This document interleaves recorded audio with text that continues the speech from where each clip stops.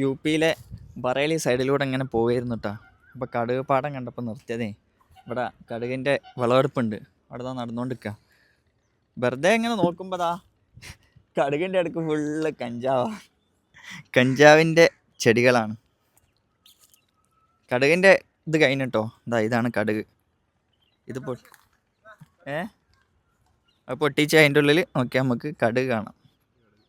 ഇവിടെ ഇതിപ്പോൾ നല്ലപോലെ താഴണില്ലേ, ഉണങ്ങിയാണ്.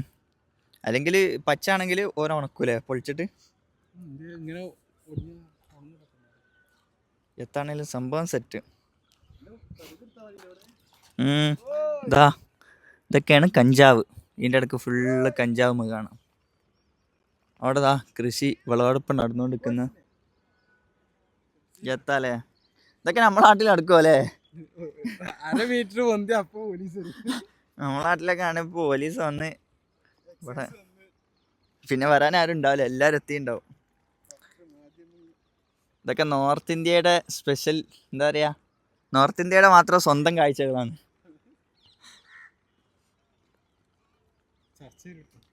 ചർച്ച വരട്ടെ.